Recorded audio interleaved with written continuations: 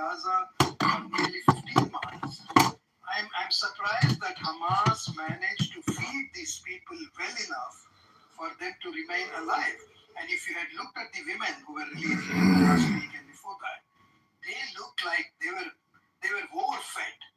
And I'm not mocking anybody, or I'm not mocking fatness. I'm saying they looked so healthy. I felt like Hamas, probably took some food from the Palestinians and fed more to the hostages. So, under the circumstances, what I want to say is the Israeli women that got released look too healthy to be true. And number two, these men who got released yesterday, these three men who look emaciated, I think they should have looked much worse than what they look like. It's a weird way to make that claim, right? It's like a weird reverse logic going on there, right? I have every confidence that, because Israel, these men were kept up with that. There's even a Hamas-produced video of them where they were coached on what to say, right? All of those Hamas fighters who are around at the play release, right, with their guns and their masks, right? They don't look like they're starving to me. But can't see their face, so seems cowardly. What about the Palestinian prisoners? Are you guys starving them? They're not being starved. Actually, I want to debunk his claim. Do you know they did an autopsy of Yahya Sinwar Khalif? Do you know what they found out? Did they find out that Israel saved his life with emergency? No. Did you? No. In relate to the food, do you know he didn't eat anything for like 72 hours prior to his assassination. He didn't have a single. I think so now, but who cares? He's dead now. No. But you made a claim that Hamas, they're looking fed and this and that. So I'm trying to, give you the facts. When Yahya Sinwar, the leader, right, did not have a single piece of meal for 72 hours prior to his death or, assassination, what makes you think that these people were found? These Hamas soldiers. See, this is where the problem is. Honestly, I didn't understand a word you said. I think your whole brain is getting too invested. I made a claim that when Yahya Sinwar got killed by your criminal Zionist entity, he didn't have a single piece of meal, single bite of meal in his stomach. They did an autopsy on it. 72 hours, 3 days. You see what I'm saying? He didn't have a single, and you said here, and you just said it right now, that, the Hamas looked well fed, whatever. Did you not just say this a couple minutes ago? Why are you worried about how they're being well fed? What I said is that you have a really hard time listening Whosoever leaves his memory to his sons and What I grandsons. said was that the people who are there at the show, at the performance of the hostage, the giving back the hostages, they look perfectly healthy to me. And you brought up Yahya Sinwar. I didn't say anything about Yahya Sinwar. I said something about a specific group of people. You're a really bad listener. There's no point. I think you're trying to sound like you're for the Palestinians and you're not. I put something in the United Nations human rights of what the Palestinian prisoners go through. And it's really disgusting. They're even getting sexually assaulted. I have also shared, Caleb, you told me a few days back that the Wandi organization, when we were discussing about the organizations that call the war as a genocide, you said you don't believe in any of these organizations. But then you said that if I would believe if somebody, the human rights organization in Israel said something, and I said yes, I would believe. I don't know if you remember that conversation or not, but I remember that. But I've just shared you an article, report from the B'Tselem, the human rights organization in Israel, which talks about the physical and mental torture of Palestinian hostages held in Israeli prisons. So I suggest you read them. There's a video also in that. Please do look at them. Please do look at them because you always said that you want this to end. and for both sides to, live peacefully and without this killing that's going on. So I suggest you look at it because you're an Israeli citizen, you live in Israel, and you have the power. You have much. I'm not an Israeli citizen. Oh, okay, but at least you're a Jewish person, so you have a bigger, better voice than any of the others that are on this panel today. So I suggest that whatever power, little power you have, I suggest you use it to stop the atrocities because it's from Bethlehem. I wouldn't quote to an Israeli what the United Nations or International Court of Justice or ICC or Oxfam or Amnesty says. I stopped quoting that to Jewish people. I only quote what Jewish organizations or Israel-based organizations say. So this is a Jewish Israeli organization that's talking about the torture of Palestinian hostages in Israeli prisons. They're not a Please Jewish look it up and do. They're not a Jewish organization. They are an Israeli organization. It's okay. Anything as a whatever you want. Anything that's so you only believe anything that's from Israel. You don't believe the United Nations, nothing. Like so, there's No, this there big are conspiracy various- that Israel. no, Oh my God, let's all get the no. Jews. No, but there are various organizations that I don't trust because they've proven themselves to be Jew haters. So I wouldn't trust them. Exactly, but just like I said, oh my God, let's all get the Jews.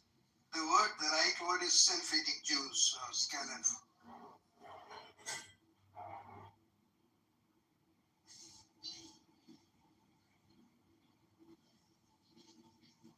I have no illusions about what goes on in Israeli prisons.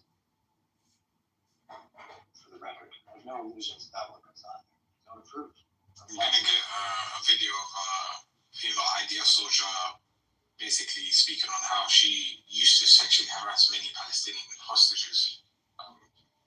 Yeah, I'm just gonna put the link up right now. Yeah, I saw that a few days back, Omar. I saw that. But it's the thing though, you keep saying, I don't agree with these things, they're bad. But you need to have, there's a pattern here, brother. You need to, think sometimes. It keeps happening. So clearly it's a big issue. All the time, and I can be a supporter of the notion of a free Jewish state without agreeing with all its policies. You know those. But your free those Jewish things- state is corrupt. It's corrupt. It's like in law, they call this thing called fruit of the poisonous tree. Like, for example, if I mess up and taking evidence, right, and we go to court, because I messed up in taking the evidence, all of that is thrown out. The Jewish state is corrupt. It's oppressing people. Yes, it is oppressing people, but that doesn't make it entirely corrupt. There are a great many things that Israel does and that Israel represents. Israel represents Can you name me one? Can you name me one country that Hold on. If you go and look at the history of Israel in South America, it's been involved in a lot of coups. That's one. Go to Venezuela, what else? Costa Rica, all this. For a country that's only 80 years old, it's been involved in some horrible things. If you want to have a consistent position about being against the West and interventionist policies against the West in the West, I would respect that much more than your special attention paid to the science. It's not even like the United States, bro, so. The United States does horrible things too. Sana, you wanted to speak? If you had a room about the evils of the West, I would respect you much more than just the special Bro, attention. But the evils of the West is plenty also examples. I get plenty examples. I even said that the United States did a carpet bombing on Cambodia because the Cambodians were helping the Vietnamese in the Vietnam War. That's a pretty horrible thing. But They carpet bomb villages in Afghanistan. That was a genocide. That was complete genocide. If you don't listen, I even said that the bombing of the Japanese, the 2 atomic bombs wasn't even necessary because there's evidence to prove that if the United States would have just waited out, that the Japanese would have just given up because they starved them out. But they decided to drop those 2 nukes to show the Soviets that they had that weapon. Caleb, I have to give a little pushback on that. I do believe that the West would be a better place if Zionism was removed from its psyche, from its society. And I will tell you why. The West by itself is not evil. It is being made to remain evil. And that's because Zionism can survive only if the West assists Zionism. Sorry, I didn't say Pearl Harbor, and I fixed it. I said the 2 atomic bombs. Julian. Guys, Julian. Julian, mute it, please. Okay, so Garrett, I'll give you a few examples, okay? I'll give you a few examples. Today, who, me? Because I'm saying Zionism is a problem. Stop playing victims in here, man. Please, okay? We don't. Okay, it's okay, Garrett. We don't hate Jews. We Wait. Just a code word. It's okay, Caleb. You can still listen to me. You can consider me as a Jew hater. You can still listen to me. I don't have to listen. Okay, fine. Well, you don't have to listen then. I'm going to speak for the sake of others. Somebody, guy, please.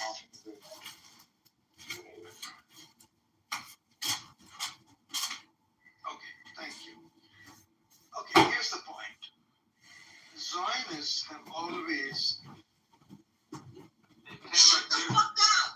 Yes. Okay. I just pushed him down. You take rest at the down over there, Caleb. I'll pull you up once I'm done talking. It's because you're beating him. That's why he's mad. Yeah, I know. So, first of all, Caleb, I'll give you some data, some details, some information as to why I believe that world will be not just the Middle East, not just Israel and Palestine. The world in its entirety will be a much better place if Zionism was banned from the earth that God created. And I will tell you why. From time immemorial, since the Zionist ideology was born, I think in the early 1800s, when it was born, Hess and Herzl and all these people thought of this idea of Zionism. The world, literally started going downwards. And I will give you some examples. Take South Africa. South Africa would have, the apartheid in South Africa would have ended much before it ended if Zionists had not played a part in it. Even after the US and all other countries in the world stopped supplying arms to South Africa, Israel made a deal with the apartheid regime to continue to supply arms in return for South Africa to help Israel in many other clandestine deals and wars that it was making. So I can share details of that. Once I'm done talking, I can tell you. They even went to the extent of making the South African Board of Jewish Deputies. It's called Board of Jewish Deputies, South African Board of Jewish Deputies. They went and met the then leader of the South African white regime and said that, look, we have to make this deal. In return for that, we ask you that you make one of our guys who was a small lawyer, a government lawyer in the South African government. His name was Percy Yuval. Percy Yuval was a Jewish lawyer, a brilliant guy, They said, you make him the Attorney General. By being an Attorney General, he will get Nelson Mandela charged and put into prison. And we will make sure that you get all the weapons, aids, and every kind of help that you need from Israel.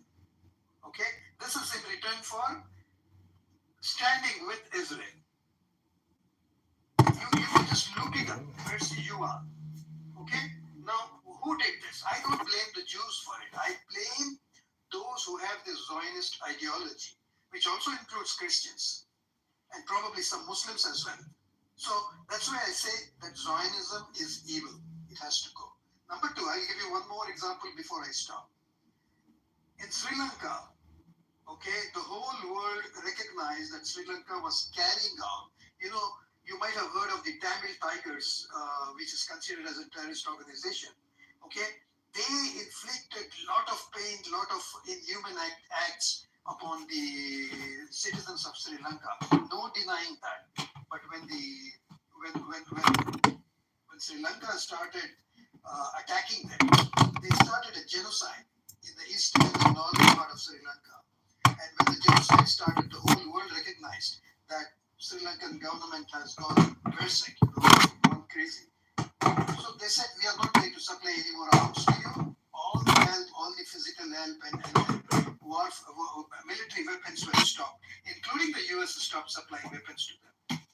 Guess who supplied? Israel. Israel went and made a clandestine deal with Sri Lanka and said, we will continue to supply you the weapons that you need to eradicate the Tamil Elam group. And you know what? They did not stop with that. They went to the Sri Lankan Tamil Elam group and they said, look, we are going to supply Israel this and this and these weapons. And we are willing to supply you the weapons that will be handy for you to counter those weapons. So when they supplied land-to-land missiles to Sri Lankan government, they supplied the anti-missile system to the Tamil Tigers. Okay? So this is why I say, and it actually helped to prolong the war in Sri Lanka, and more Tamil and Sinhalese people got killed than they should have been killed. They would have killed. They would have been dead. So literally, wherever there is a trouble spot, you can see the imprint of Israel. That's why I say that Zionism is evil. It doesn't let the world live in peace. And I can give you many other examples, but I don't want to, take much more time than what I have already taken. So this is what, now I will bring you back, Caleb. If you want to respond to me, you are welcome to do that. Yeah. Do you know what Zionism is? Have you ever looked it up in the dictionary? No, I will let Caleb, respond to what I said before I address your point, El Normo. I wasn't listening. I just heard you. So, as he said, Zionism. No, El Normo. Let me conclude the conversation that I'm having with Caleb, okay? So Caleb did not listen to anything. He just heard, he could just hear Jew hatred. Understood, Caleb? That's because truth is considered Jew hatred today. That's why you think so. You think that's that not it is. accurate. That's not accurate. Yes, that is. For Caleb, truth is inaccurate. No, you don't If I give you two examples. You said Zionism is evil, but I don't think you know what it is. Let's look it up together. El Normo, Caleb. I'm addressing Caleb. Till I have addressed Caleb, I request you to keep muted. Caleb, I gave you two examples. One is the South African example. The other one is the Sri Lankan example. How Zionists played dirty in order to prolong the war and make money out of it in return for support from those countries. I suggest you look them up. You don't have to listen to me. You don't have to believe what I say. I suggest you look up the history of those two countries, and I can give you a history of another dozen countries where these things have happened. So that is why I say Zionism is evil, because they do not let live, and they do not allow peace to reign in the world. Okay, shall we look it up together? Maybe you don't know what Zionism is. Why don't you define it for me? Let me say one last thing. Yes, the reason I know you're a Jew hater is because you only have special attention to Zion. That's what makes you a Jew hater. Had you said something that's the said similar to Weston. If you would be consistent and say all of these evil countries participated in these evil things, I would respect you a little bit more. But because you have such special attention for Zionism, that's how I view you. I actually have a special attention on Zionism as well. I look at it as terrorist motherfuckers. What are you gonna do? Well, why don't we look it up and see if you're right? I look at the Zionism. It's a fucking disease. It's a fucking Okay, did disease. you read I from the wish dictionary? there was a vaccine. I wish there was a vaccine just like for COVID-19 where they could fucking inject the The shit out into vaccine your is body to wipe out and give it to anti-Semitism. Zionism. It's a fucking sneaky, snaky disease. Really? You know what I'm saying? There you go. And I'm gonna be consistent on this fucking Zionist Okay. disease, and that's why I open up rooms because I hate the fucking Zionist disease. I don't hate the Jews. I hate the fucking Zionist I disease. think you hate the Jews. There you go. And you can go fuck yourself, Kevin. Thank you. I think you hate the Jews. Why don't we look it up though? Because maybe you don't know what Zionism is. Yeah. Do you know what it means? What does it mean? I'm here for it. I was talking to you. Make a point and then I would discuss. Okay, thank you, Fayaz. Thank you. Fine.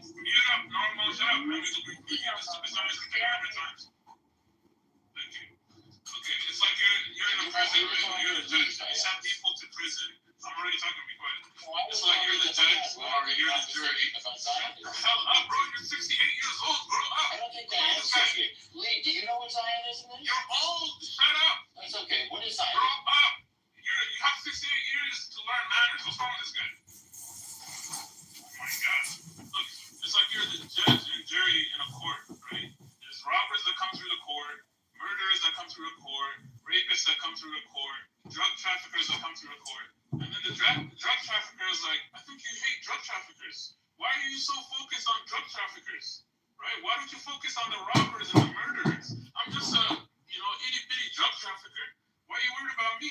That's the argument Zionists make when they're like, oh, why are you so focused on Zionists and all of these countries that we supply with weapons? Why are you so focused on the 18,000 children that we killed in 1 year? Why are you so focused on the 205 journalists that we killed in 1 year? Why are you so focused on the most UN workers killed anywhere in the world? Why are you picking on us, little bitty old us? You decide and you can't easy. Go ahead. Serena, go ahead, Serena. You wanted to speak. In a second, I'll be back in a second. Okay, so till then I'll speak. I'll just tell Caleb. Caleb, you have to understand that I don't consider, you might consider Zionism is equal to Judaism. I don't consider Zionism to be equal to Judaism. And many Jews I don't think so. No. It's okay. It's not going in. I don't think so either. Okay, so here's my point. It's okay. You can call me anything. You can label me anything. It doesn't really matter to me. Okay, so it doesn't really matter to me. If I'm scared of all these labeling, I wouldn't be on this app at all. Okay, I've been labeled much worse, so it doesn't matter to me. Okay, those Jews who have known me in my life, they know that I don't hate Jews, and they matter to me more than you matter to me. So, and incidentally, there is not a single Palestinian I have met in my life. But today I stand with the Palestinians, even though I know Jews much better than I know Palestinians. So you will have to understand that. Anyway, Caleb, that's my stand, and that will remain. It will continue to remain so. Anyway, Big, you wanted to speak. Go ahead, Big. Thank you, brother. I've been waiting for this. See me, I don't show mercy to Goyim ever. Hey, Carleon, are you a Zionist or are you a Jewish man first, Carleon? Well, I'm Jewish. You support Israel as a Jew. Do you follow your Torah, Carleon? Do my best. No, you don't. Because in your Torah it says Jews do not have land. You know what I mean? The Torah says go again. No, it says you Jews don't have that. The Israelites. All the land belongs to God. Caleb. Are you going to say your Torah is false, Caleb, right now? So you don't believe in the Torah? Why would I say that? no reason? Stop the circulation of blood for no reason? No, it doesn't stop circulation. So Caleb, that back with El Norim or whatever El Goyim about that child that got sniped, do you think that was a false article, Khalid? Like, do you think that video was fake too? I think the video was real. Just what? Okay. So what do you think? What do you think of the Goyim? Listen. What do you think of the Goyim defender, aka the IDF, the Goyim defenders? If you ask a question, you gotta let the other person answer. Okay, go ahead, answer that, Caleb. I believe it's a real video, right? The Uh-huh. video doesn't show who the shooter is. Okay, Caleb, I got a question. This IDF sniper stay in the open to you know where he's at, Caleb? No, but that video is a very small Does thing. any sniper in history of snipers, like in the history of the world, brother, will a sniper stay where you can see him, Caleb? Was he Very hidden? small thing. Was he hidden to kill people without being known where he's at, Caleb? Are you asking me a question? That means you have to let me answer. Finish the question completely first, Caleb, before your victim mentality tries to cut in. You've repeated the question Would 3 you times. want to be treated well, you treat others well, Caleb? Let me finish the question. You've repeated it 3 times. All right, go ahead, answer. What did you say, Caleb? We're going to go along with you, brother. The frame of that video is not very wide. And so, like I said, we don't know who the shooter was according to that video. There might be other data outside of the video, but I have not been presented that yet. Caleb, in your Goyim mind, who do you believe got it? Probably Israel. Huh? Probably Israel. Thank you, brother. So, do you think, like your Torah, what does it say about killing innocent children? What does it say about that, Caleb? Your Torah, not you in your mindset. What does the Torah have to do with it? Because we're speaking of Jews who tried to play victims. We want to know. That doesn't have anything to do with the Torah. It does. It shows you what your agenda is in Palestine, brother. What are you talking about? Do you know how many Jews are religious in this world? Oh my God. We try to understand why are you in the Middle East as a Caucasian male, brother. That's what we're trying to get down to. I'm not Caucasian. You are Caucasian. No. Where are you from? Where are you from, Caleb? Where's your ancestors from? Like your grandfather, not even your great grandfather, just your grandfather. Where's he from, Caleb? They were born in America. Thank you. Stop it. You're a colonizer in both sides of the world, Caleb. In both sides of the world, you're a colonizer. And known as that. So A Caucasian anybody who's colonizer. born in America, anybody whose grandparents are born in America is Caucasian? No, I think so. no, the better question is where did your grandparents who emigrated to America, or if the ones who great grandparents, where did they emigrate to America from? From Eastern Europe. There we go. Thank you, Caucasian man. So we didn't even need to know all that freedom. We already knew where we were going with this. We already knew where we were going. So listen, Caleb. I don't think So you I know have a question. So when you see that child that got shot in that video, do you know what his great grandparents are from? Caleb? No, I don't. From Palestine. Oh my God. Palestine. His great grandfather is from Palestine, Caleb. You know that? Okay. Jews So are from imagine a colonizer sniping a kid in his own land and then telling you it's his land, Caleb. You can't colonize your own land. You just said you pick off from Europe, man. That's where we lived most recently in our exile. But we're all This is the modern manifest destiny. So That's good enough. Every time I heard of Israelites, they were slaves and nowhere near Palestine, bro. Let's be real with you.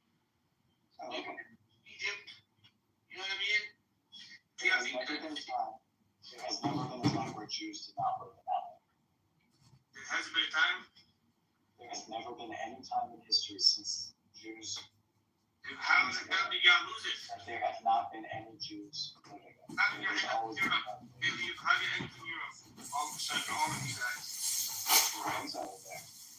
the Jews over there, do you know their names? Like, we know about the exile, we don't know any Jews that Why, Caleb, Empire at the time. Jews lived there with Muslims. Why in Palestine, Jews lived with Muslims? Everywhere in the world. Listen, everywhere in the world, Caleb, Jews lived with Muslims and Christians. Until the state of Israel was established. You heard me? And then all of a sudden, Jews became a burden to every fucking religion and every culture. Come on, you guys are just weird. You guys are weird, bro. Listen, man. There's Jews that walk around New York every single day around America. No one tells them shit, bro. You guys hate everyone and try to make us hate y'all. This is weird, bro. I'll tell you what. First of You all, guys hate the whole world, but make it look like the world hates you guys. We don't care about 6 million Jews around this bitch, bro. I promise you. I haven't mentioned that. I'm just saying. You did, Gillian. You accused fans of Jew hate. That's all you said. So I'm trying to clarify that no one hates on Jews. No one will hate on the minority. Who would hate on the minority? You guys. Well, again, big. Have you finished saying the same thing? Yes. Can I respond to you? This guy repeats the same thing. Is this all he does, bro? Can I respond to you? Respond to me with a nice Zionist answer. Go ahead. He's gonna call you a Jew hater, and then Jew hater. go Even if I into hated that. Jews, I'm just like him.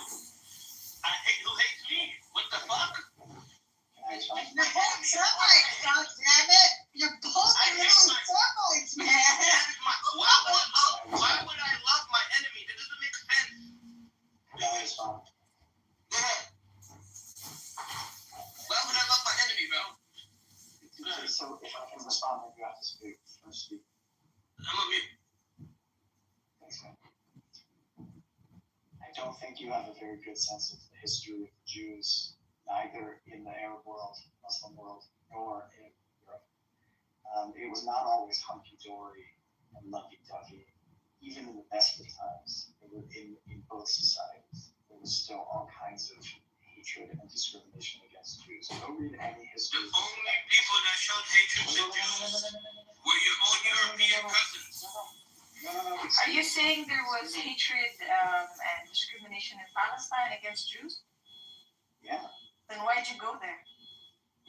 because that's where we're from. Why did they allow a ship to land in their ports to drop you minorities off? And that's what doesn't make sense, and they know it. Jack, go on. Before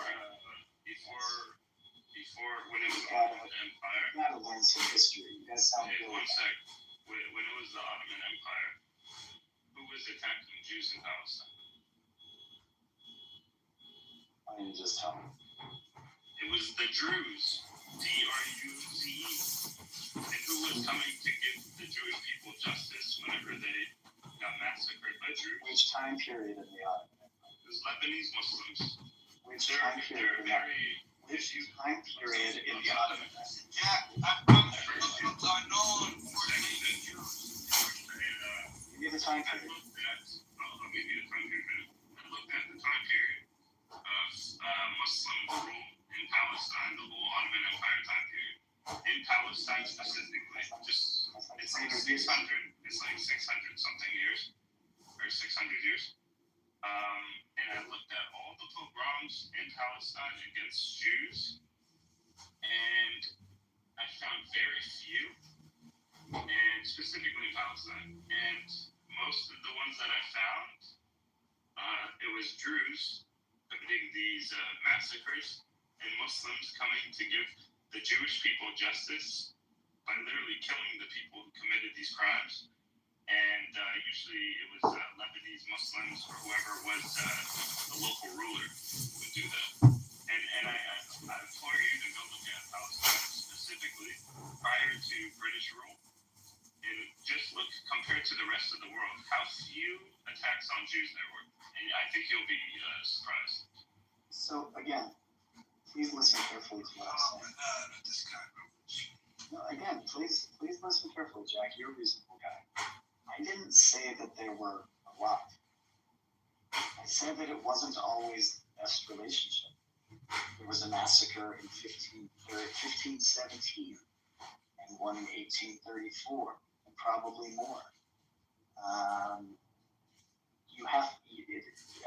I'm willing willing to concede the actual facts about how many there were, but don't pretend that it was some kind of like love fest for all the time that Jews lived in Muslim lands. Was it worse than Christendom? Was it worse than Hey, I'm still talking. Was it worse under Christianity? Yeah, it was worse under Christianity. But it wasn't all bells and roses under Islam either. Who brought the Jews? Can I ask one question? Who brought the Jews back to Jerusalem? Okay, like after they were expelled by the Christians, who brought them back? What time period? The time after the Prophet Muhammad, peace be upon him, during the first caliphate or second. Well, Jews were always living there. There was never a time that there were no Jews. In Jerusalem, weren't they banished from Jerusalem? Yeah, by that guy.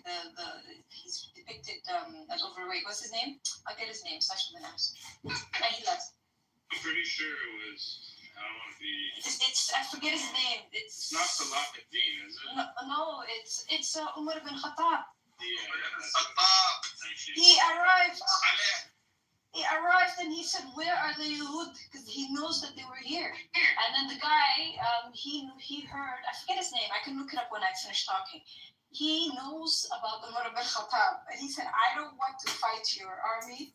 You can have it." And then Umar bin Khattab said, "Where are the Jews?" And he said, "We banished them to there, there, and there." So he sent his men to go get a representative of the Jewish tribes that were banished, and then those representatives came to Umar, and he said, "Bring your people back. The Muslims are back in rule, so you have been banished unjustly. If we are in rule, you will be brought back to your land." It's haram to do that to them. Yeah, because they were innocent. Haram in our religion. Haram. Yeah, I'll be back. I'm gonna get the name I of the just want guy. to ask one It was question. literally it was a bloodless conquer. Umar's reputation precedes him. When he arrived, they were like, "We don't want to fight you." No one will give him that work. I just wanted to ask him how many churches or synagogues were destroyed during the Ottoman Empire. I just wanted to ask him that. Compared to now, all these churches and mosques being blown up by Israel.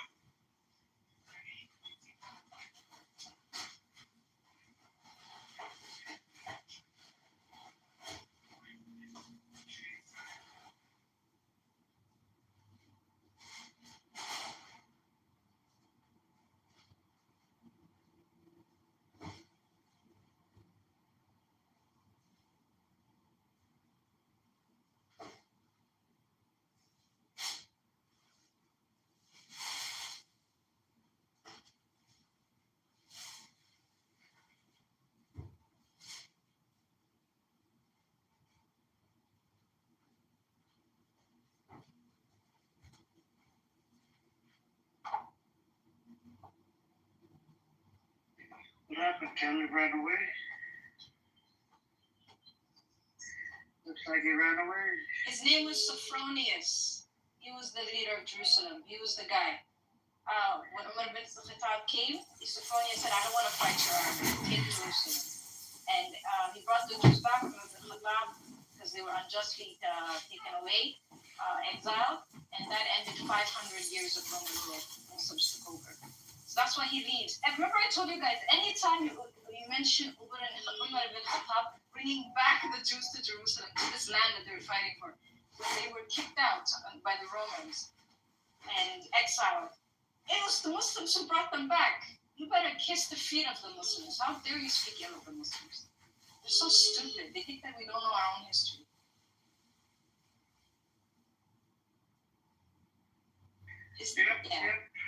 His name is Sophronius. Always mention it. Sophronius, he was the leader of Jerusalem under the Roman.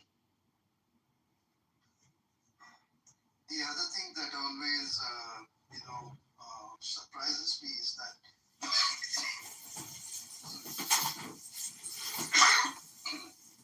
when you say you're anti-Zionist, they immediately call you a Jew hater. Whereas in reality, there are many evangelical Christians who are more Zionist than Jews themselves. If you look at those who control the Zionist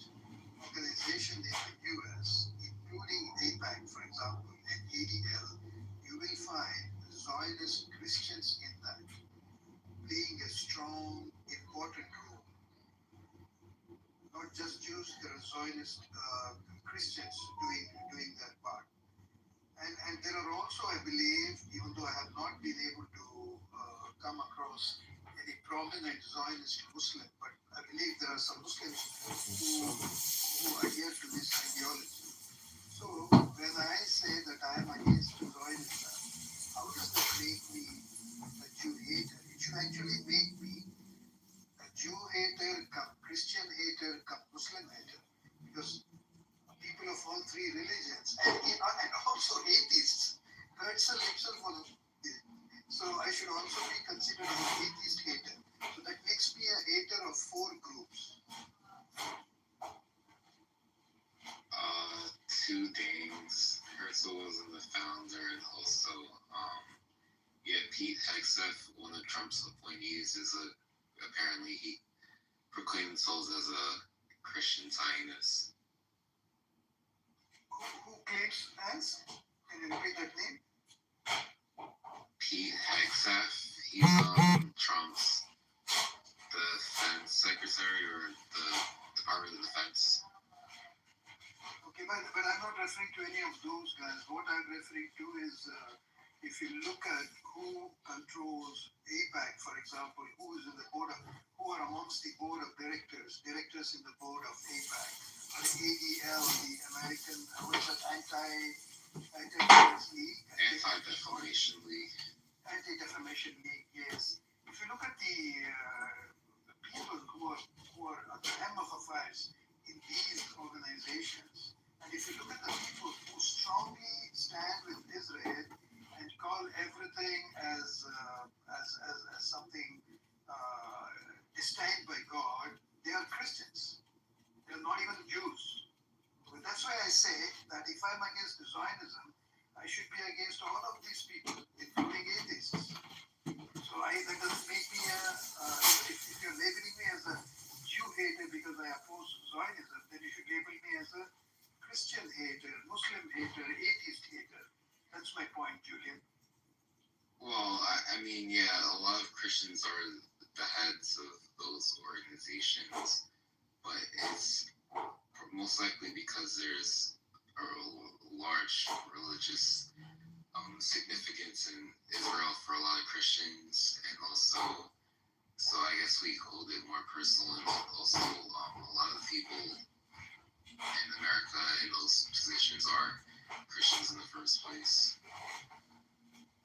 So if I oppose the Zionist ideology, does it make me an anti-Christian person, Julian? Why would it? Why will, did you say? And why does it make I me think an it's anti-Jew? Anti-Zionism is anti-Jew hate. I mean, anti-Jewish, but yeah, I'm not sure about Christian. What is it anti-Jewish? What makes it anti-Jewish? But I just now explained to you, and you also acknowledge that there are many Christians who are Zionists. So shouldn't that make me an anti-Christian too? I think over like 90% of the Zionists are Christians. You're simply against the right of the Jews for national self-determination. That's the base. That's the Zionism. And also, the double I standard want to there is respond to Eagle. Eagle, when you look at the historical facts data, who colonized it, who killed it, who did a whole bunch of crazy, nonsensical bullshit. Why is the right of return not being respected since 1948? Right? Why do you have a fucking law of return for the Jewish folks? Why can't the indigenous people to the land come back? Why? Arabs. Why is it? No, not Arabs. They're indigenous to the land. They're indigenous to the land. You're not indigenous. You're from Poland. These Arabs that you call Arabs, they're indigenous to the land. The war was in 48. The Arabs rejected the idea that we will be Why should they accept that? Why should they accept it? Okay. I don't get it. Why should they accept it? It's their fucking place. Why should they accept it? It's our historical document. No, it's not your historical place. You're secular. You're atheist. You don't even believe in Judaism. Like, what job? International community decided it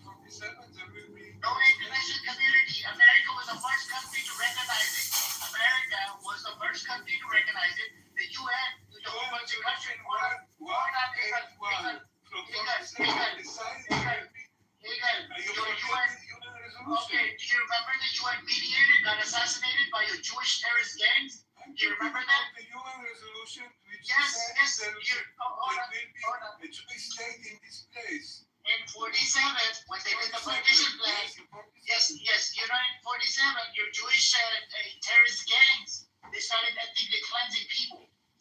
And they started ethnically cleansing Arabs. Why would you do that? The war started by Arabs who rejected the No, according to the UN, it was your Jewish militia. There are people And you on want me to both give you the sides UN of report? terrorism. Hold on, Julian, I go based on facts. All the UN reps said, Julian, calm yourself down. You don't have any knowledge in this. I feel You that don't have there's a nothing, fact bro. that You don't acknowledge nothing. You don't want to concede to nothing. So please. I don't know what are you talking about. It's literally the fact that both sides literally committed terrorism and Can you mute up? According to the UN report, it was Jewish militia was the one that did the attacks. After that partition plan in 1947. The war started by Arabs who reject the. Do you want me to give you the UN report about the Nakba? I don't know, I'm fed up and tired of these people, man. They're fucking living in denial. Arabs. Arabs rejected the partition plan and Jews accepted it. Why should they accept it? Why? It's their land. I just don't get it. When you come to my property, why should I accept it? If I don't accept it, are you going to force down in my throat? Are you going to force your contract down my throat?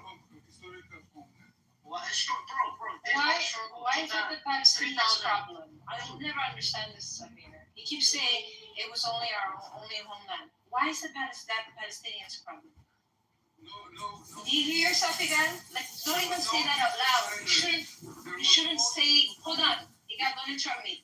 You shouldn't say this out loud because it's nonsensical. It's elementary, the way you're thinking. Why would the safety of one group be important to another group? It's only important to you. So you shouldn't even offer that up as a reason. I know you're a little bit older, so I'm not going to go off on you too much. But you can continue. Can I, Igal, this is what I think about your view. I just explain you what the very idea of state. In some eyes, you are anti-Semitic, but you reject the idea that Jews have a right for a state. Why should they fix something that wasn't broken? Anyway, go on, Fayed. Yeah, thank you. See, Igal, I will go back to you mentioned UN Resolution 181. Okay, these are my views. Okay, of course, they don't matter in the international arena because you and I don't count. But let's have a talk about it.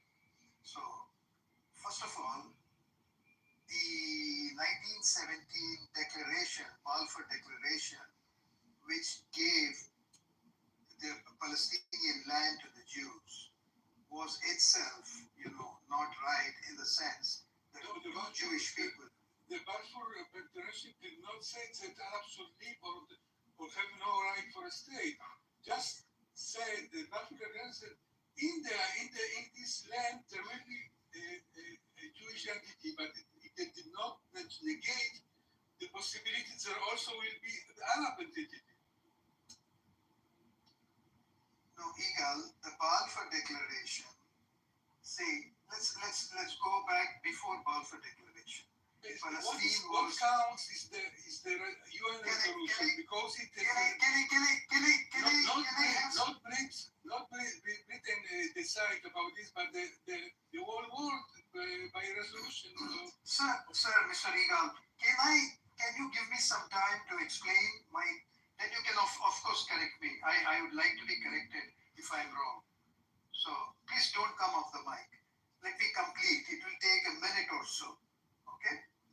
The Balfour Declaration was signed between two Jewish persons without consultation with the indigenous population that was living in Palestine. Just because Palestine was under the control of the British do not get the right to decide about a land that was given to them as a trust. It was a trust that was breached.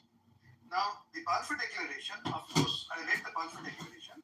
The Balfour Declaration mentions very clearly that the Arabs should not be destabilized or kicked out of their land. I agree with that. But who the hell is British people to decide that the land that was given to them to manage, they will give away to somebody else? So that is point number one. Point number two, let's fast forward to 1947 UN Resolution 181. UN Resolution 181, when it was introduced, it was not the resolution itself was was not created in consultation with the Arabs or the Palestinians. No Palestinian was involved in the drafting of that resolution. Even if we accept, even if we agree that it was an international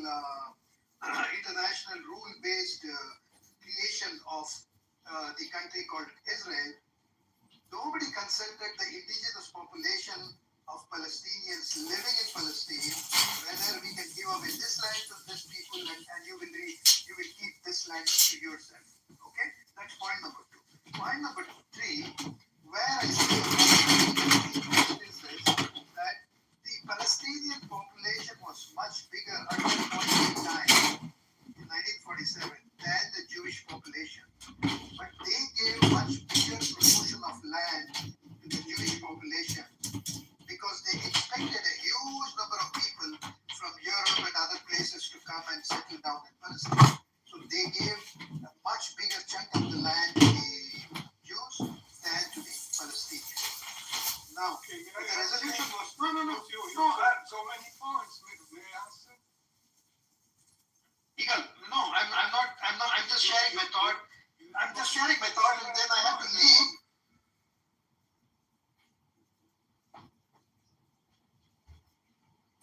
No, I just completed because I have to leave.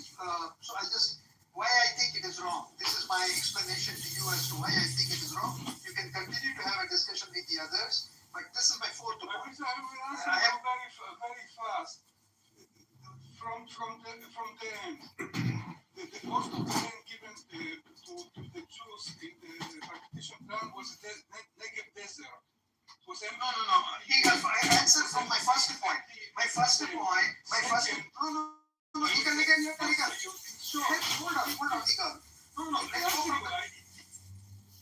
let's go from the first point. Did the British have the right to give away somebody's land to the Jews? Did they have the right without consulting the indigenous population? Please say yes or no. I'm talking about the Balfour Declaration.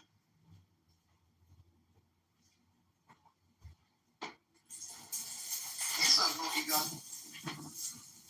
So you don't want to answer that. Number two, let's move on to UN resolution.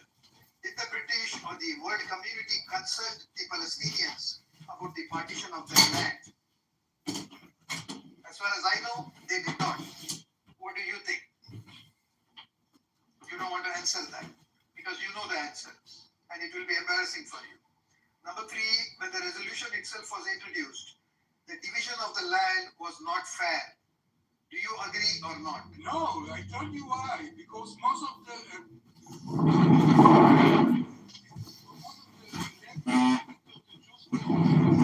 was desert, Negev desert. Most of the populated land was given to the Arabs. So you know. Even if okay, fine, I'm not right. Even if it was only desert that was given to them, why would you give? Most of the land. Okay, I take your point.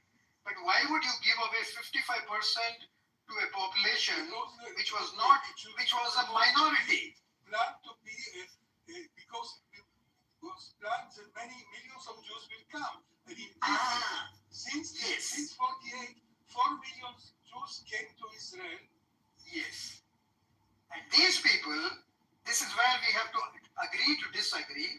You believe that they had a right to come and occupy this land.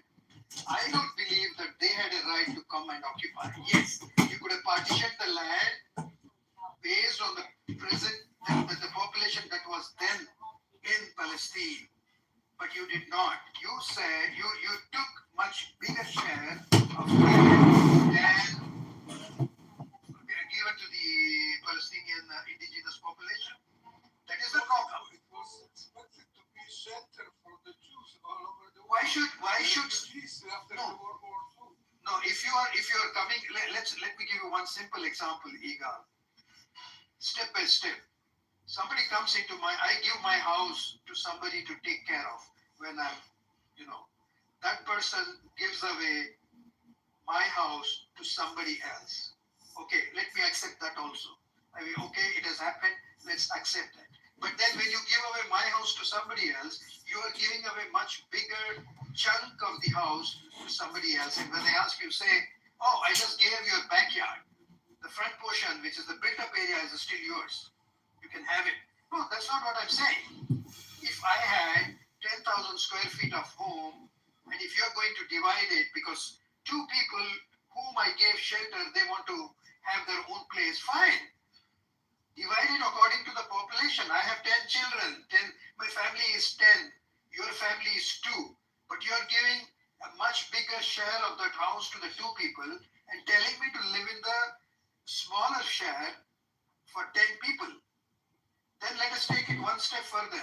Then what you are doing, after you say that you formed an agreement, which is in this case the resolution 181, there was a third part, which was an independent entity comprising of Jerusalem and Bethlehem.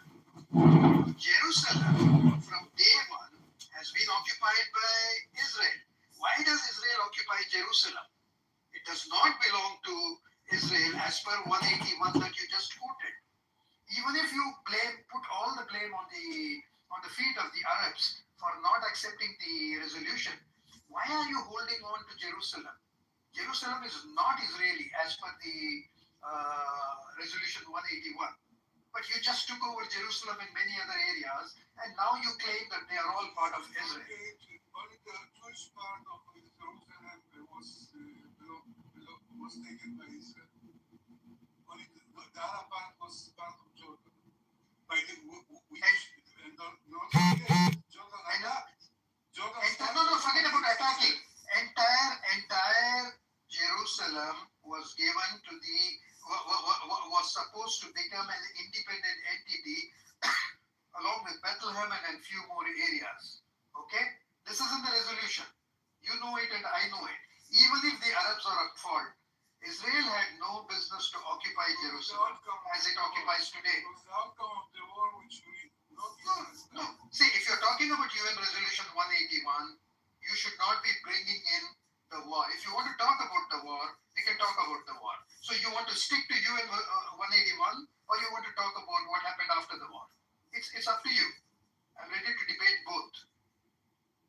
So if you're quoting, Eagle, this is my point. If you're quoting Resolution 181, you ask your government to stick to the lands that were given in 181. Then you have a legitimacy to talk about it. When you occupy lands that were not given to you in 181, then you don't have any legitimacy. The entire resolution has to be thrown out. That's what I think. Anyway, I have to go, so I'll be back in a while. If you are there, we'll continue this debate, but you can continue now with the others. I just wanted to add that Amir, I put the link in the chat for the killings and massacres that occurred on both sides during I believe like the time period we were talking about. So yeah, just wanted to provide sources.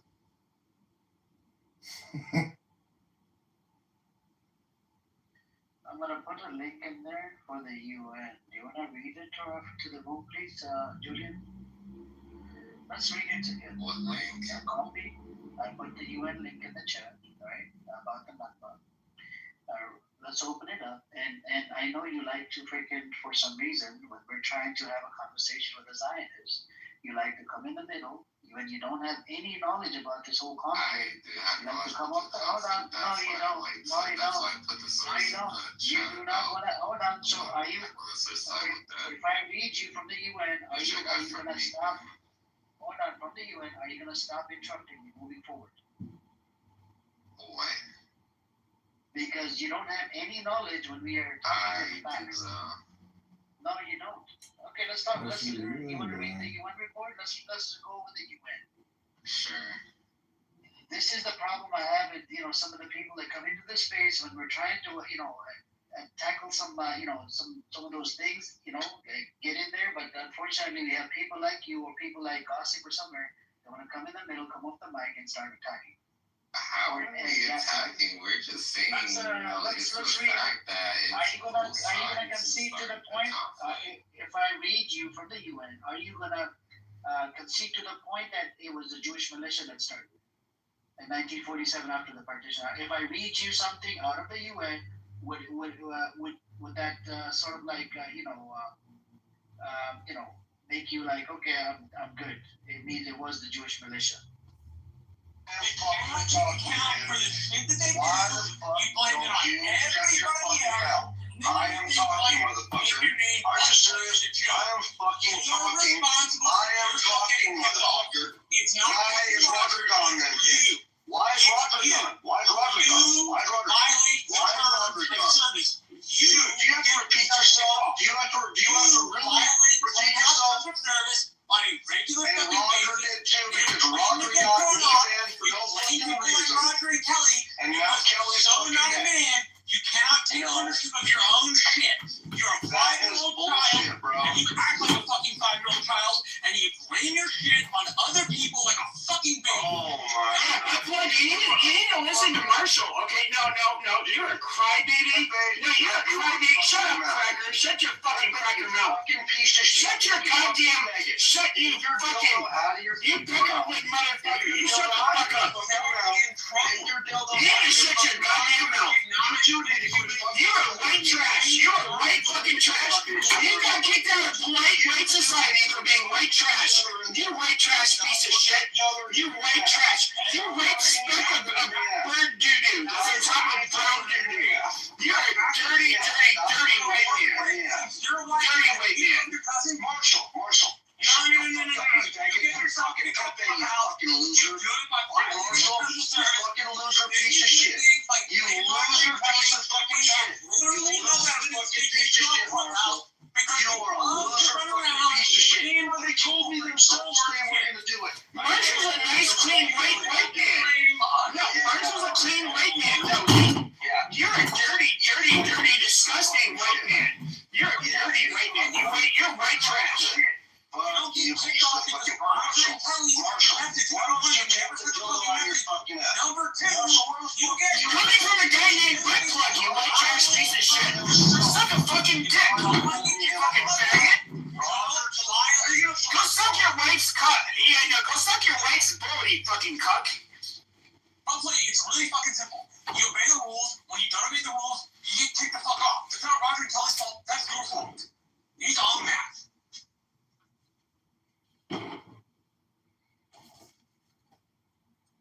Alright, so to recap, apparently, let me recap. So apparently, Scrub ran. Scrub, apparently the reason he's hanging out on the black side is because he's got beef and been blackballed on the white side. And we just uncovered a hidden beef that's been going on for a minute. It's been white on white violence for the past 5-10 minutes. It's been going down. So that's your recap. Yeah,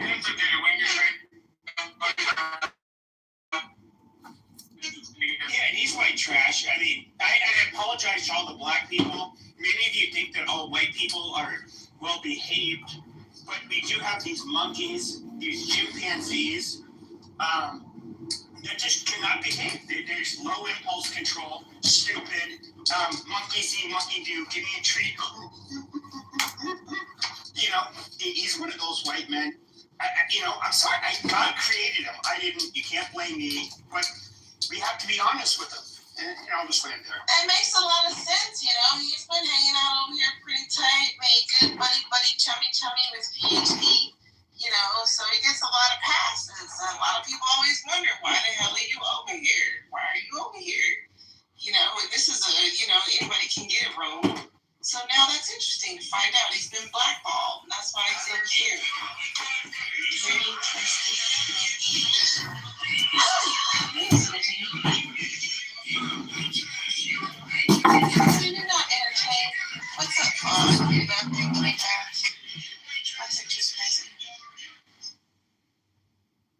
What's up, Trish? I see you want us to know you got on the honor roll. Congratulations.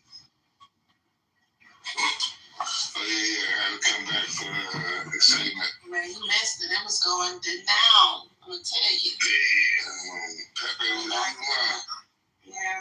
What happened to Rob? Usually Rob be going. I think PhD. Like everything, like I don't know, like. No, it's because of the Jews. She's calling out the Jews. It has nothing to do with you. No, I think it bothered her because she brought it up in like rooms later. She was like bringing it up, and like obviously this bothered her. Yeah, that goes how. That's just what it is. Religious people don't like the blasphemy of the Jews. That's just what it is. No Christian, no Muslim, no one who is religious appreciates the blasphemy that comes with the Jew. It's just very simple. It's just very, I don't know why you're complicating it. It's so personal. It has nothing to do with you. That's what I'm saying. It has nothing to do with you personally. It does have something to do with all of us. Would this look good on As Friends? Jews. You know? As human beings. Only Jews do this. As human beings.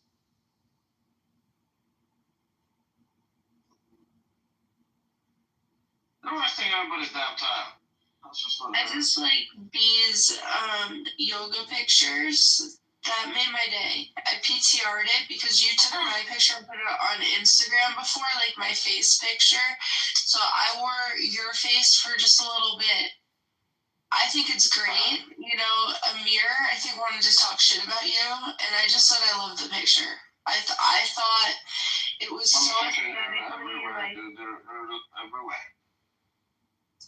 My brain is ADHD, so I live on that frequency of random. Do you understand why it's very difficult to sympathize with you? In what sense? What should we be? In all senses. Bernie, you've had bad days. Yeah, I don't need sympathy. Days, I actually have bad days. It's not like I'm just here bitching and moaning and being annoying and then. I don't think she's bitching right now. I think she's just trying to get something Well, just she's bitching and moaning and she's ADHD and jumping from one thing to another. It's just so much. Nigga, it's very simple. If this app weighs on your soul, you should leave this app for a while, recover, and then come back. I told you that like a month ago when you were like freaking out over the same dumb shit. I'm just letting you know. Saying shit about my family and my son. It doesn't matter what it is. If for whatever reason it weighs on your soul, just you need to withdraw, dude. This app is not gonna make your mental health any better. Period. And if this app gets to you, you are the problem. That's what I'm saying. So you need to withdraw. I mean, I also from personal experience, I've actually had times where I've taken like 3-month breaks from the app, you know, just to sort of, just. Exactly. And then when you come back, it's like, all that stuff is cleared, and then there's all sorts of new stuff going on. Not saying you have to do that. I'm just saying for me personally. You saw what Nosh should do it because you saw how Nora cracked. You're gonna crack. Yes, you are. This app. Unless you want to MK Ultra me, I'm good. You know, I got the microwave unplugged, so you could try.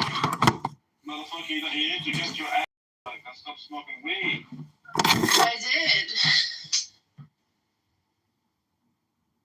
Shit. Maybe that's why I'm crying. No, you're crying because you have a certain mental health situation, and I'm just telling you this app will make it. You're never simply crying with a mental health situation. Yes, there is, of course. Motherfucker, this app makes you cry. is something. Can you just agree? Have you ever cried and you said I'm crying because of that? Didn't you just say that it's? I mean, you're everywhere. That's the thing. So. That, and I'm allowed to be everywhere. Okay, yeah, you have the right to be everywhere. It just makes it difficult to sympathize with you. That's all I'm saying. I don't need your sympathy. No, you don't need it, but you do want it. Otherwise, you wouldn't talk about this shit. Please, Doctor, let's just go back to having fun. Let's not be indebted. I'm super chill. I'm as happy as I can get, but I'm just letting you know. I will give you only what you need, Danny.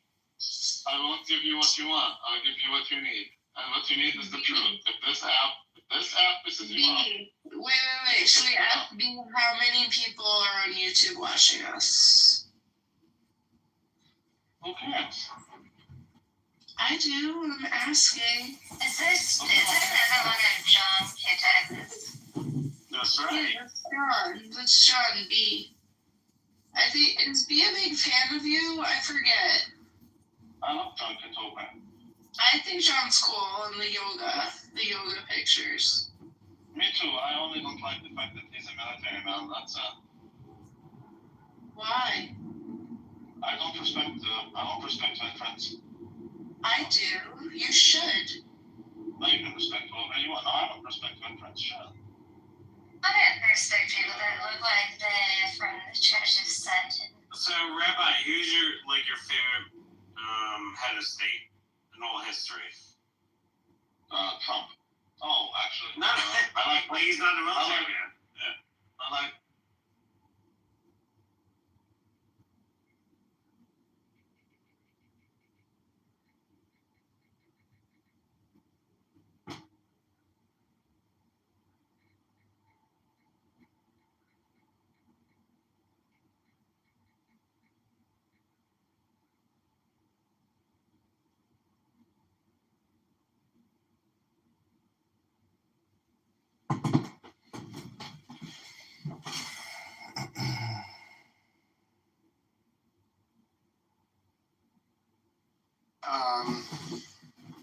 Like I had a Rand Paul, they're isolationists. You get people that are, let's say, like white nationalists or ethnocentrists that are basically willing to,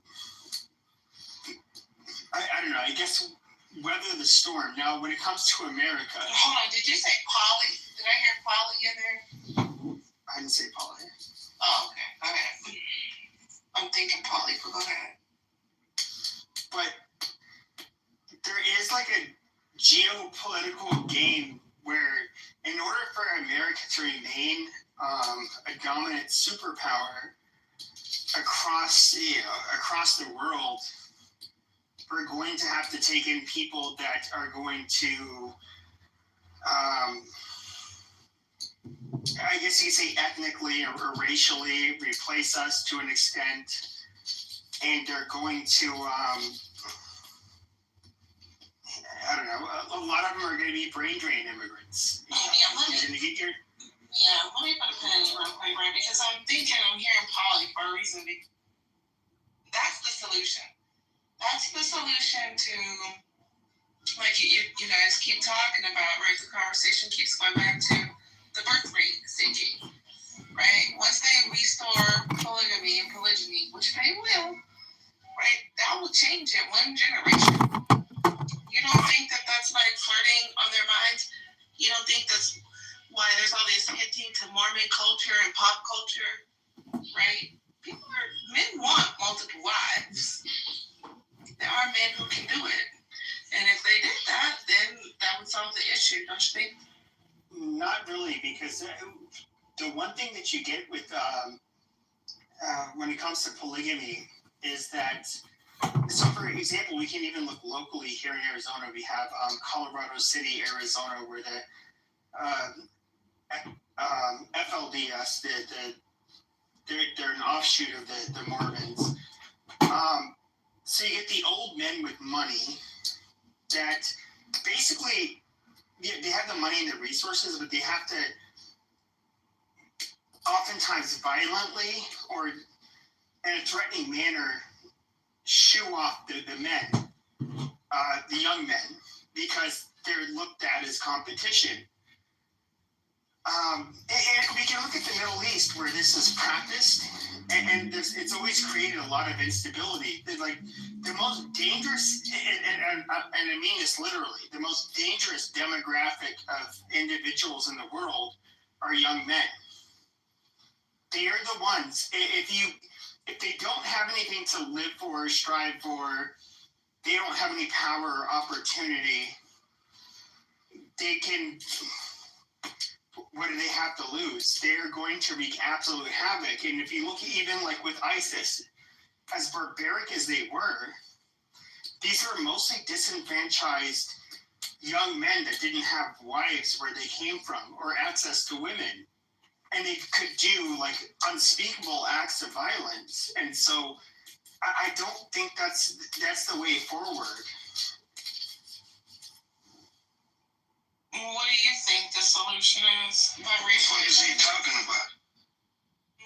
It keeps coming up, the topic of basically how people aren't making enough kids, essentially, which is why we have to import or bring in migrants to essentially replace us.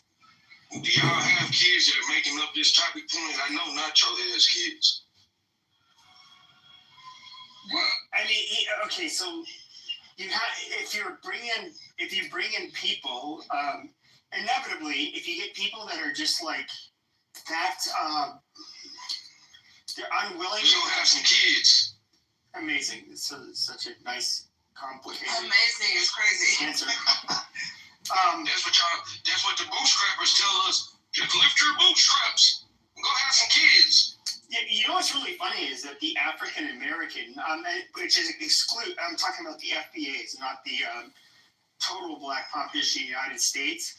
I believe our birth rate is like something like 1.5 something per every woman, and then with blacks it's like 1.6, 1.7. You guys are below replacement levels. Well, no, hold on, but the FBAs are below replacement levels. Like you guys literally don't have replacement birth rates either. So I guess I can say that both of us can pick ourselves up by the bootstraps since we're both in the same situation. Yeah, go have some babies. That is pretty much that simple. Okay, but you people aren't having babies either. I have 3, so. Yeah, but your people are not having babies at above replacement birth rate. That thing is like laying booby traps. I'm digging it. Well, but I mean, this is. Well, booby trap could he be laying? He's not. Okay, but the booby trap is the birth rate is declining. The birth rate yes, is declining. Yes, it's declining for who else? In foundational Black Americans. America. Are we all Americans? Declining for Are we Americans? Are we Americans? Yeah, we're both Americans. So the birth rate is declining for Americans. Yes, we agree. Whether it's black or white, we're Americans, right? Yeah. This is a uniquely American thing. So you can ask yourself, why is this? Is it because things are getting far too expensive for people and wages aren't growing to match that? Or we gonna blame it on the immigrants? No, I think it's kind of neither. I think that if you look at highly industrialized countries like Eastern Asia, Europe, North America, and of course we can look at the Anglosphere like Australia, New Zealand, and so forth. We all see the same fucking pattern. The people that live there that are natively born, whether they're white or not, their birth rates have plummeted. And financial could it be that we have a higher gay population now? Could that also factor into it? No. You don't think that's factoring into it? So is it that people are just not wanting to have children? Is it that women are not having, choices? They're not being forced to stay in marriages they don't want to be in? Well, if being forced to stay in marriages you didn't want to be in would actually kind of like help her, to be honest. But I'm against that, but and a lot of people don't realize this. If you look at the divorce rate between for whites and blacks, if we were to go back to the 1960s, divorce was like super low for blacks and for whites. White people and white people. I can't listen to no white person say blacks, dog. I'm trying to have a talk with you. Just say black people and white people. Black people and white people. I'm dying. But black people and white people had like abysmal divorce rates, like 1960s and prior. But there's a lot of things that happened. 1940s, you started to have the Great Migration out of the South, and black people. A lot of them, they were religious, conservative, Southern people. They had tight-knit communities. If you were to try to get a divorce or something like that, you would be shunned in your community, just like in the white community. The culture has changed significantly since those times for both the white community and the black community. I don't have an answer for this. But obviously the change is there. And to me, the changes are very clear. Whether I'm just going by what the changes are. Women could make more money. They could work. No contest divorce ended. Women could get bank accounts. Vietnam War. War on drugs. Quite a few significant things as to why the marriage rate would decline. But I think the real reason it is declined ultimately is because, and I'm not blaming this on women by no means. I actually think this is a good thing for if you were in a marriage that you were being abused and all that. But I think it's the fact that women have more rights. I do think that there's... No, I agree, and I do think that this is a double-edged sword. When women were stripped of more, the more women are stripped of autonomy, the more it's probably better for birth rates. But okay, I'm just if I want to value. What is it? Are we concerned that like we're gonna die out or something like that? No, that's not what I'm saying. But like, if you are we just concerned that we're gonna lose like American dominance? Well. As to why the obsession with Western dominance. Western dominance. I'm gonna say American because the bulk of these countries in the West ain't really winning. Would y'all agree? No, is Guatemala in the West? No, we're still like by far the most dominant. Yeah, and the reason why the other countries, because if you look, they allow too much segregation. They allow too many Arabs to come, like France right now. London, I think, even has an Arab mayor. Like, that's just crazy. Like, so I get what Pepe's saying. It's you let too many people from other countries come in, countries start to look different.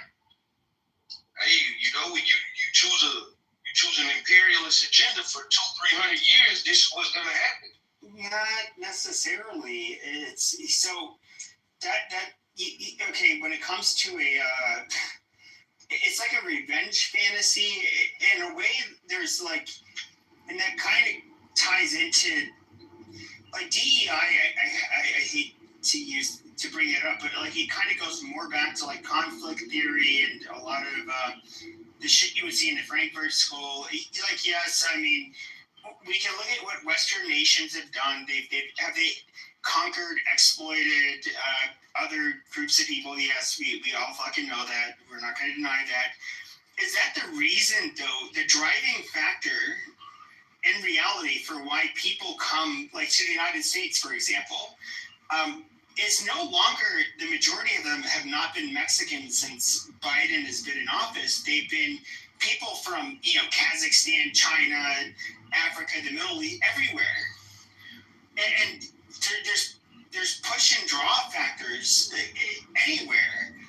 And in the United States, they want to come here because it's like, where do you have the chance of, especially economically, I mean, they want to come here. I could imagine why an immigrant want to come here if you're in a place, if you're in a third world country, if you're in a place where it's a dictator, if you're in a war-torn situation, and America is supposedly the beacon of hope for the world, it would make sense why you would want to get here. But even if you look at like 20 years ago, Mexico didn't have a dictator, but it was financially far worse off than it was in the United States. Well, that's why. So they like that's why you could come here and you could work off. And I just said war-torn. Mexico. But Mexico wasn't war-torn. Think about this. That's around the height of the Sinaloa cartel 20 years ago. The height of the Sinaloa cartel was like literally like 3 or 4 years ago. No, we're talking about 2005, literally 2004. No, that was the fucking Zetas. No, that was the Zetas. The Zetas were after the Sinaloa cartel. No, the Sinaloa cartel's been around longer. You had the Gulf cartel, and then you had. Hold on a second, but you're mistaken, because even if we look at the cartel, the Tijuana cartel, the Cali cartel as they would call them, they were dominant in the early 2000s, and then the Sinaloa cartel has always been a dominant force. But then you have the Zetas, which were they were the militant armed, basically the enforcers for the Gulf cartel. They ended up branching off. They ended up forming their own cartel, the Zetas, and then they got cracked down very hard. Which again, the Zetas started popping out around the late 2010, early 2010s. You started seeing them names like that. Like I said, Sinaloa cartel was 20 years ago. I don't know how old you are, Pepe. Nor do I know your ties to the streets.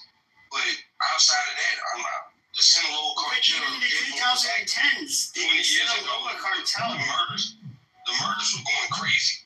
Sure, but the Sinaloa cartel, even throughout the 2010s, they were the ones that were the predominant suppliers of narcotics in the United States. This is true.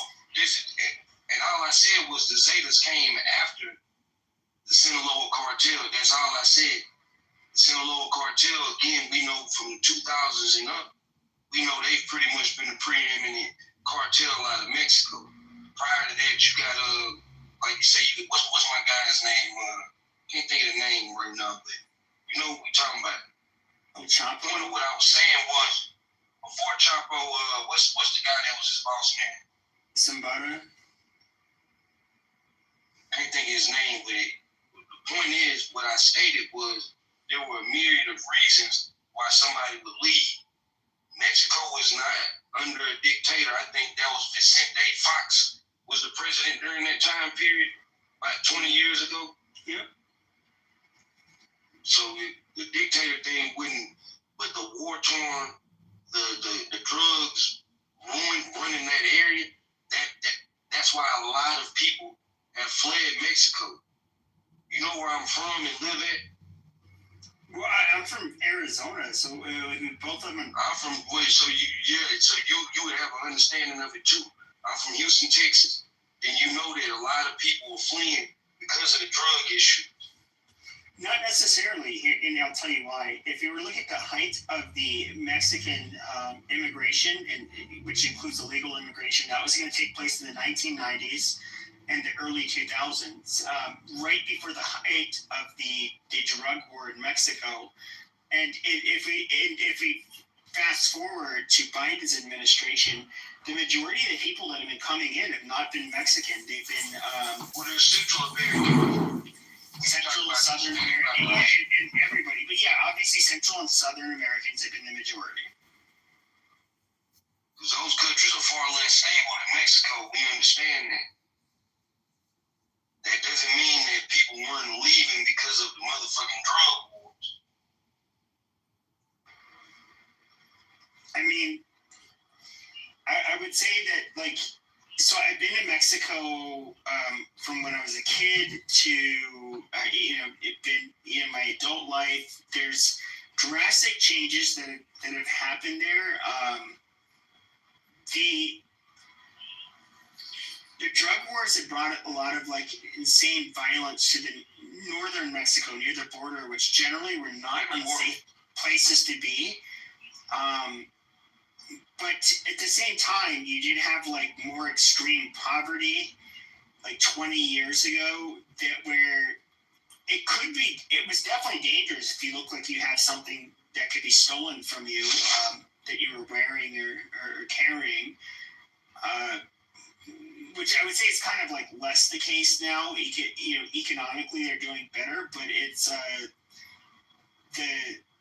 the cartel violence is definitely way worse in the north compared to 20 years ago. Yeah, lost me. I don't know what the hell you're talking about, but glad you're having a good discourse. What's up, Peach? Yeah, what up, Peekaboo? Man, I'm gonna be sick to my stomach tomorrow if the Eagles win the Super Bowl. So who's playing? The Eagles in Kansas City? Yes, ma'am. Cool, man. Mr. Shine. Are you doing a Super Bowl party tomorrow here at PhD or what?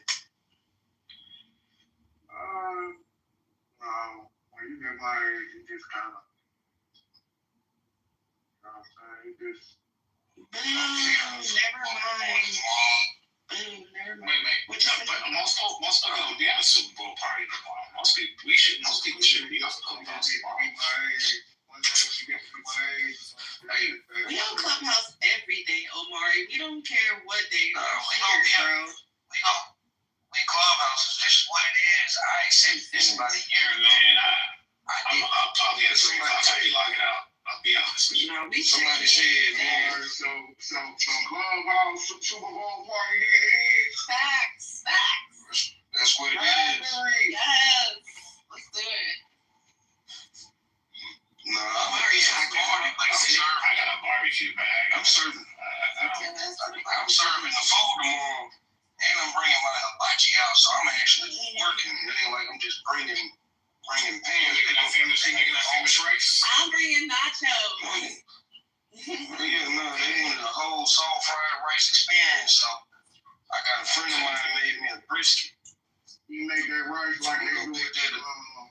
That rice like they do it. I'm jealous. I fry the rice. Look, let me explain to you. Regardless of how it tastes, I fry it just like the Asians fry it. And how is that? It's literally no different. Sticky. It's literally. I don't like sticky fried rice. Me personally, the key to not. But the key is a difference between Chinese fried rice and Japanese fried rice. But no, there's a difference. That's why I said the Asians. There's a commonality about fried rice though. And the commonality is you can't fry freshly cooked rice. You gotta let it sit for a day. Maybe a little less, but definitely about a day. Let it sit so it dries up well. Then you fry it with whatever you want to use.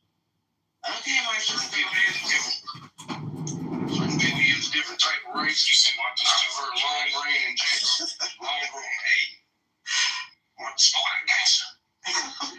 You got that yum sauce. Alright. I make my own sauces. PhD. So whereas I do use Asian like seasonings to a degree, the whole point is to merge soul food and Asian cuisine.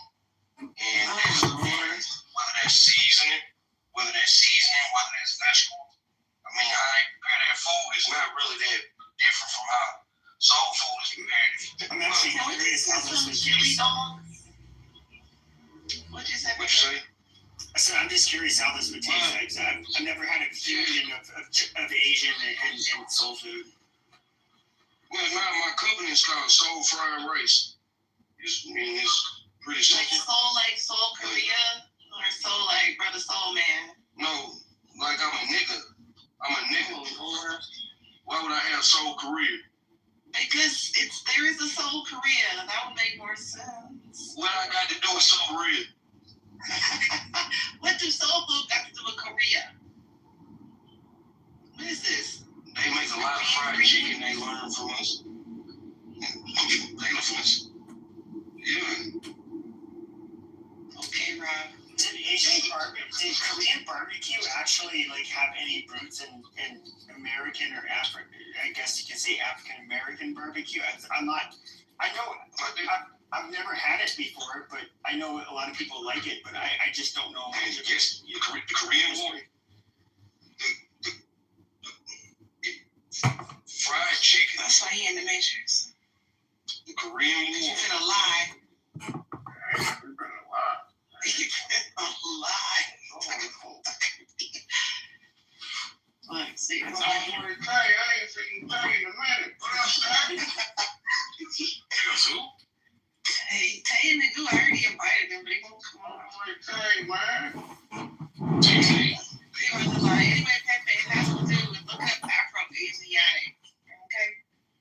And that's why, because and if you know anything about the Koreans, they damn near black. They did the partition. It talks about after, they were denied, it was against the UN Charter. It was the Jewish militia start going from different villages, village to village, to ethnically cleanse them. But Julian brings up, I have a different perspective. There was a British, there was this. I don't really give two fucks. It's the UN that did this. And I take it from the UN. I'm not going to take it from fucking, British and this and that.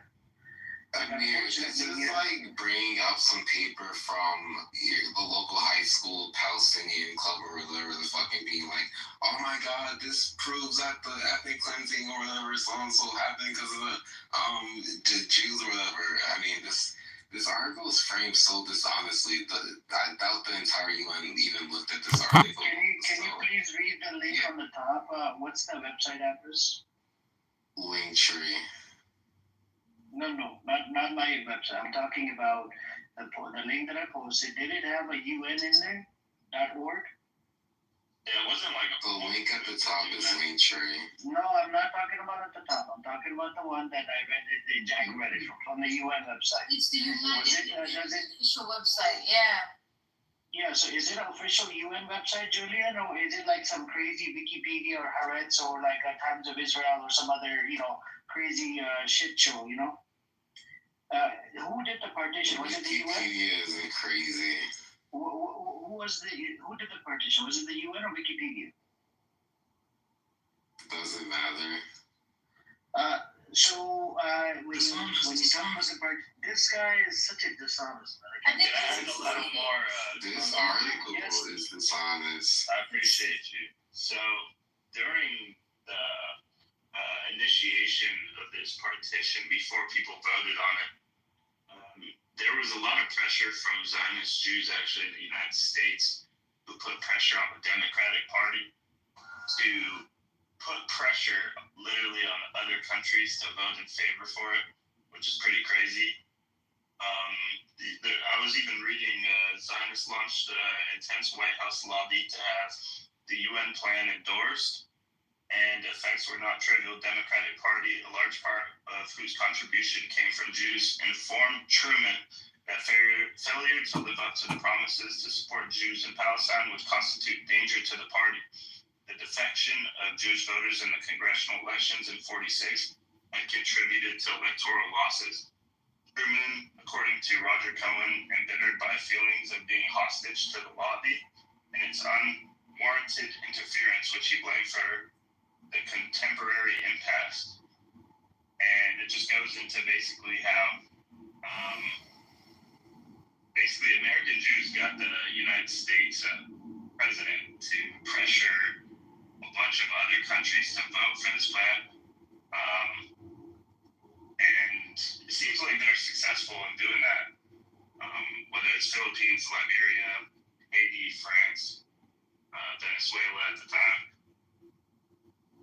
That was kind of coming from lobbies in the United States, which sucks, but yeah, it's those same lobbies are still very active in the United States. I've heard recordings of Nixon complaining about it, many other presidents, but nowadays they've just kind of accepted it, and they just take their money and they have no problem voting for whatever the fuck Israel wants.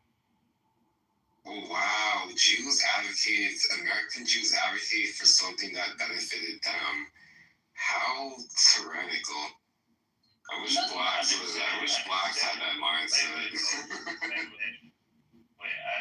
When you just said, I wish blacks had that mindset, Julian, This is how Queen's acts think. You know, I wouldn't even say lobbying was a bad thing. I think it was a Zionist boyfriend as well. What's a blacks, Julian? I think you know who the blacks is. Well, you know what's crazy? Like the queers, right? 97% of African Americans vote for the same party. Like, they're very united. And they have lobbying. You're a racist piece of shit. The only reason you don't like the Palestinians is because they're Muslims and you think they hate all the LGBTQ. The only thing you care about is the LGBTQ. She was so delighted with Biden and so afraid of losing her. Taking him home in the car. You don't care about the women, you don't care about the children there, you don't care about any of that. If you say so. He hates women. This is Zionist. How could he possibly care about that? Of course he hates women. You hate women because we're your competition. That's why. Give me that? Not really. It's obvious. Anyways, I think, and then how do we compare the Nazism versus the Zionism, right? I actually have a pretty good article on this, how Nazism is Zionism, right? They both wanted to state for themselves, and there's a lot of similarities, right? They did not want, the Nazi wanted self-determination, just, only his people, whatever. Chosen people. Not chosen people, and same thing inside the Jewish state, the chosen people. Caston, did you want to say something? I haven't heard from you. Caston, are you there? Just listening. Just listening. Are you from the pro-Pali or pro-Israeli side? Probably pro-Israeli. You're pro-Israeli? Okay. How much do you love Israel? Do you love it? Really too much? Or is it like a little bit here and there? I wouldn't say love, just support it. Yeah, okay. Would you say that, so if there was a vaccine out there, right, to get rid of the Zionism disease, would you take it, Caston? No. I think all the Zionists, we need to come up with a vaccine, right, just like for COVID-19. It's a virus and it's a disease, right? And I actually want to free Israelis from the Zionism, because if they free themselves from the Zionism, I think that would be the end of Zionism. And that means everybody will have equal rights, no more killings, no more expansion, no more colonizing, nothing, You should also worry, like as an American, on the influence that the Zionist lobbies have on our internal politics, not just like foreign policy, but also the resolution legislation that limits your freedom of speech and adopts the IHRA definition of anti-Semitism and anti-PBS laws. And I think 36 states. Sometimes we need to necessarily let them dictate our internal, There's a lot of it. There's actually a lot of lobbies in the United States. There's lobbies for the car industry, the oil industry. I think that's probably more. I didn't know that was a Zionist talking points about how there's balance in the United States. For example, the oil industry, that's probably way more healthy than the problem is it's not a what about thing either, because there are a lot of bad, it kind of is a lot about art. Yeah, let's say here from Gaston, what would you have to say, Kat? I got a little dark, don't you think? Okay. I'm talking about black women's appearance. No, I wasn't talking about black women. Yeah. No, but I wasn't. I was legitimately not talking about black women. Talking about the Dutch settlers in South Africa. No. I was specifically talking about a specific group of black women in Africa. Okay, wide back ass freaking Nigerian women. And it's a lot bigger than black women. So again, I was specifically not speaking about black women because I was defending black women and saying that those said African women are wide back ass freaking ox animals. So I mean, it is what it is. But here's the thing, though. I mean, it is what it is. I mean, you got some African women look identical to Black Americans. Some. No, you don't. I mean, it's not true. No, you don't. That's what you do. No, you Well, don't. the is that you have When them hoes take them wigs off, they look African. Honestly, when I looked at Jazzy, I thought you go. No. Honestly, when I looked at Jazzy, I was like, okay, is Jazzy mixed with like, you know, indigenous freaking like Latino like Americans that I grew up with, like Mexican Americans in freaking California? Like Jazzy looked like a black version of she's an African. indigenous people. So it's kind of one of those things where there is a difference in the way that people look. Like, I mean, Iman, for example. You know what I mean? Iman is like a freaking Somalian woman. Somebody that looks like Jazzy and somebody that looks like, you know, are completely different in their features. Do you see what I'm saying? So there is a difference. Accepting you're a minority is crazy. Right. Okay, so let's throw. She's Cabo Verdean. Yeah. That's African. So, I mean, have you guys ever looked up people who look like Cabo Verdean? Like, they look like my freaking mom. Like Amber Rose. Like, it's kind of one of those things where it's like, I mean, it's not Cabo Verdean. I mean, it's one language, you know. But I mean, no, I'm not saying that my mom is Amber Rose. I'm saying that, like, it's kind of one of those things where, like, you know, African people in different places look different. You know what I mean? Like, look at freaking. Shut up, Jazzy. Shut the fuck up.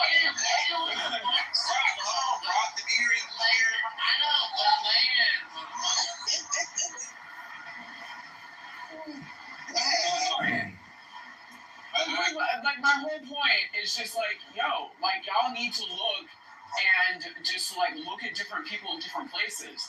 Like, you know what I mean? Like everybody that says that these people are black, like, look at Aboriginals in freaking, like, in freaking Australia. You know, look at people like the Machi Indians in freaking Colombia going from Panama into Colombia. You know what I mean? Like, it's kind of one of those things where it's like, no, all black people are not the same. And to be very honest with you, I personally feel like a lot of Jazzy's people and a lot of black indigenous people in the same and like kind have basically been pushed from, you know, those Aztec, you know, a lot of Feeling UN ambassador is doing. Wow, I learn something new every day. That's crazy. Yeah. He was assassinated by a Jewish terrorist. So don't ever let him get away with this stupid narrative that the Jews are. I didn't say you, did I? Mute up. It's the Jews were angry. They wanted more, and they killed the UN. And you know what? I'm gonna add one more thing. Yes, Sister Serena, I'm just saying, let him respect the women. He keeps calling women, like, you're his sister or his mom. We'll talk to your sister or your mom like that. Don't talk to our sister. Yeah, he's nothing. His words mean nothing. I just want to learn something else I learned from talking to Nathan on this app. Remember Nathan used to come in our spaces? I looked into it. What happened was the group who murdered him, they were the Leahy gang, who later, you know, absorbed to kill our UN diplomat. Jews made a big show, just once.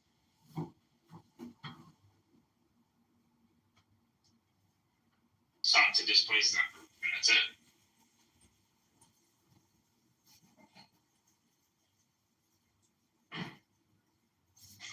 Yeah, Kirsten, do you know that there's churches in Gaza?